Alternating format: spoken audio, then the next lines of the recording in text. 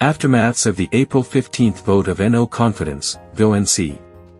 The events following the April 15, 2025 vote of no confidence, Vonc, in the National Parliament of Papua New Guinea have triggered a series of political, legal, and public reactions across the country.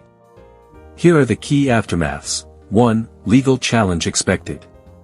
Despite the Supreme Court's order to allow debate before the Vonc vote, the Speaker proceeded directly to the vote, citing Parliament's standing orders. This decision is expected to face a legal challenge from the opposition or interested legal groups who argue that the Speaker's actions may have breached constitutional processes and the authority of the judiciary. Clearly stipulated in its orders that the Speaker shall facilitate debate. It's an order, not one plus move him second and finish. And that debate, Mr. Speaker, must be consistent with the privileges and the spirit and intent of the Constitution that provide every member the opportunity to debate. This is a court order.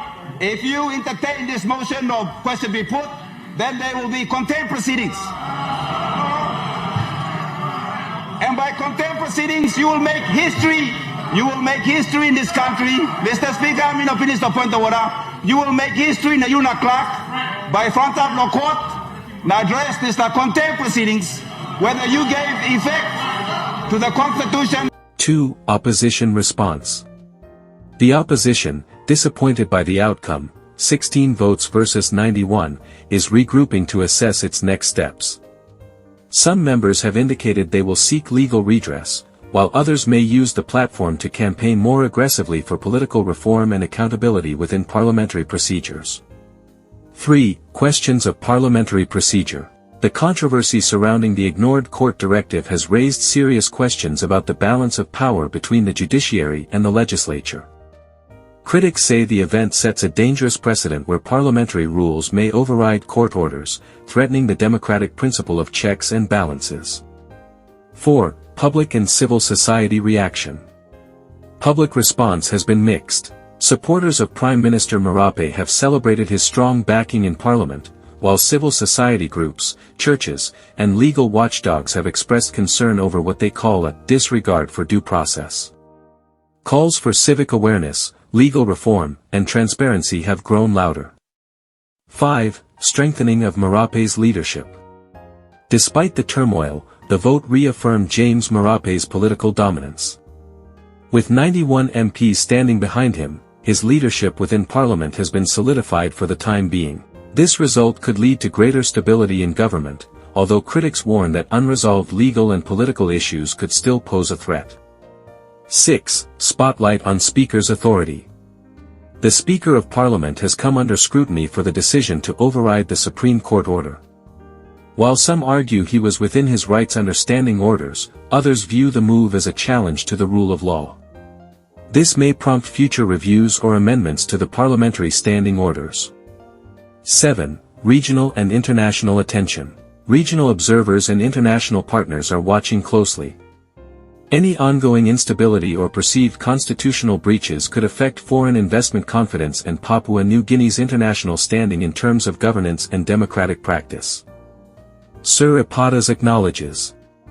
Opposition support, urges PM to make right decisions. Alternate Prime Minister nominee Sir Peter Ipadas has acknowledged the opposition's support following today's parliamentary vote on the motion of no confidence, Vonc, against Prime Minister James Marape. The vote saw 89 members of Parliament, MPs, supporting Prime Minister Marape, while 16 voted against, and 3 opposition MPs abstained. I want to take this opportunity to once again thank the opposition leader, Deputy Opposition Leader, the former Prime Minister, the Honourable Peter O'Neill, Sir Puka Temu, and of course, the team, Sir Peter stated. Thank you for nominating me and making me your nominee for the top job. It has not been an easy process. Sir Peter explained that, given the current issues facing the country and the public's desire for solutions, he offered himself as an alternative for government MPs seeking change. He emphasized the significance of the vote, stating that it reflected the leaders' consideration of their constituents' concerns. We can leave it with the people. We have done our bit, We tried to represent their interests in Parliament, but the members have voted otherwise, Sir Peter Ipatas said.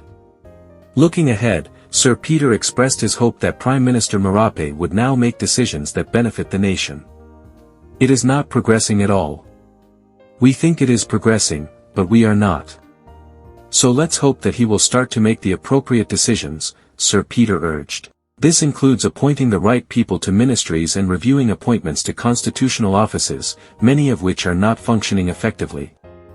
He also highlighted the long-standing law and order issues in his province, lamenting the lack of proper action and strategy. He suggested that opportunity presented by the Vonc could have helped address these critical problems. Marape reaffirms commitment to constitutional governance. Following his retention as Prime Minister, James Marape has assured the nation that Parliament operates in strict compliance with the Constitution. He emphasized this point after Parliament convened, affirming their adherence to a recent Supreme Court order. Addressing the public, Prime Minister Marape called for unity and also, an end to divisive actions. I am Prime Minister for all, he stated, extending his hand to the opposition.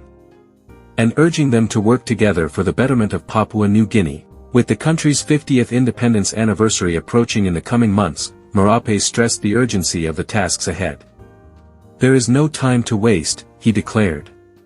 He called on all citizens to focus on constructive engagement and progress. I am Prime Minister for all, including members of the opposition, their districts, their provinces. We remain Prime Minister of all parts of our country. We're facing 50th anniversary coming on September 16th. No time to waste. We call it caucus here. We're still at work as we speak. And very soon we'll be announcing on programs that relate to 50th anniversary going forward towards September. This has sort of caught us off a little bit, but we have been working and we're still back at work. That's all for today.